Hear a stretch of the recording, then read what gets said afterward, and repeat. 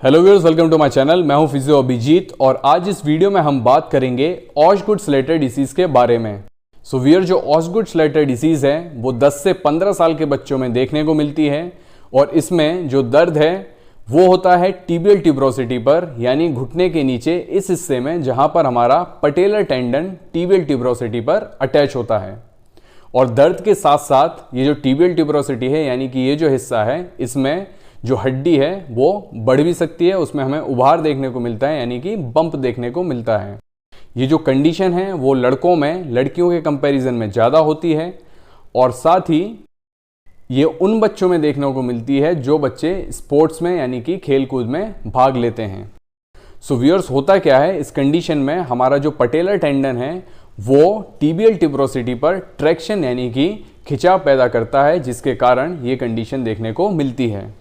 So viewers, जब बच्चे खेलते कूदते हैं, इसके अलावा इस उम्र में जो बच्चों का ग्रोथ है वो भी तेज़ी से होता है और साथ ही पटेलर टेंडन में भी बदलाव देखने को मिलता है। तो इन सारे कारणों से जो पटेलर टेंडन है वो टिबियल ट्यूबरोसिटी पर दबाव पैदा करता है, खिंचाव पैदा करता है, जिसके कारण ये कंडीशन डेवलप होती है।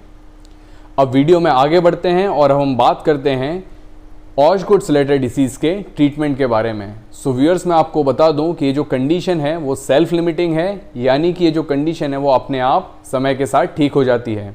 तो लड़कियों में करीब 14 साल की उम्र के आसपास, इसी तरीके से लड़कों में करीब 16 साल की उम्र के आसपास ये जो कंडीशन है वो अपने आप ठीक हो जाती है।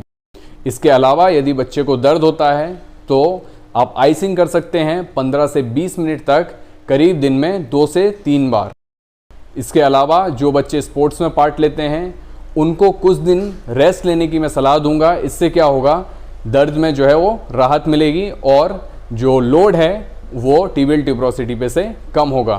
इसके अलावा जो एक्सरसाइजेस मैं आपको बताने वाला हूँ उनको आप रेगुलरली करें। सो व्यूअर्स, एक्सरसाइज पर बढ़ने से पहले यदि आपने मेरे चैनल अभी तक सब्सक्राइब नहीं किया है तो चैनल को सब्सक्राइब कर लें और साथ ही साथ बेल आइकन दबाना ना भूलें, ताकि आगे आने वाली वीडियोस की नोटिफिकेशन आपको मिलती रहे।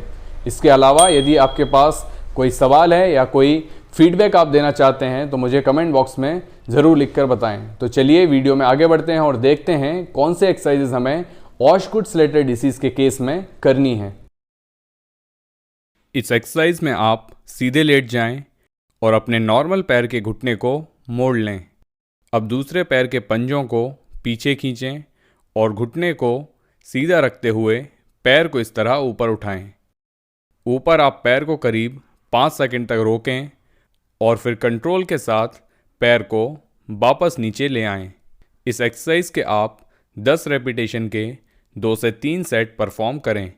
आप इस एक्सरसाइज को वेट कप का इस्तेमाल करके प्रोग्रेस कर सकते हैं।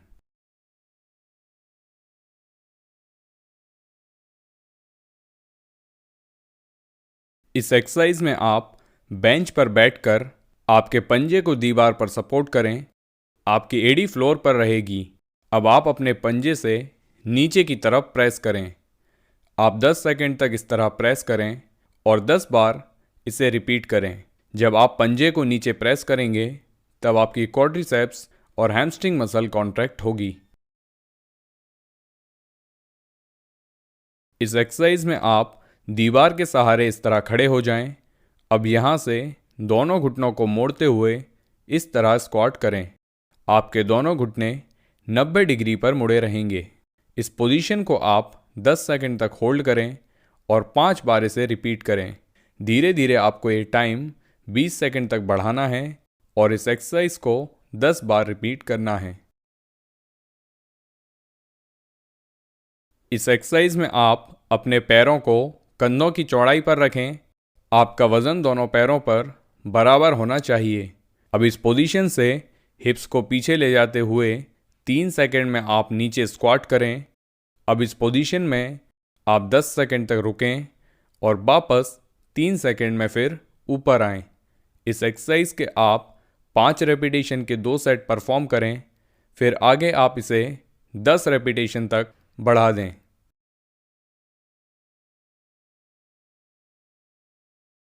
इस एक्सरसाइज में आपकी स्टार्टिंग पोजीशन इस तरह रहेगी। पिछले पैर का वज़न आपके पंजों पर होगा। अपनी स्पाइन को आप सीधा रखें अब यहाँ से 3 सेकंड में आप नीचे जाएं, 2 सेकंड नीचे होल्ड करें और फिर 3 सेकंड में ऊपर आएं। जब आप लंज करें तब ध्यान रखें आपका पिछला घुटना ज़मीन के कांटेक्ट में नहीं आना चाहिए। इस एक्सरसाइज के आप 5 रेपिटेशन के 2 सेट्स करें, फिर आगे 10 रेपिटेशन के 3 सेट तक आप धीरे धीरे इस एक्सरसाइज को प्रोग्रेस करें।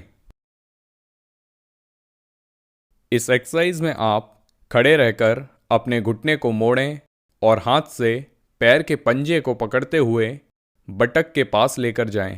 इससे क्वाड्रिसेप्स मसल स्ट्रेच होगी। इस स्ट्रेच को आप 30 सेकंड तक होल्ड करें, फिर 10 सेकंड का रेस्ट लें और इस तरह 3 बार इसे दोहराएं।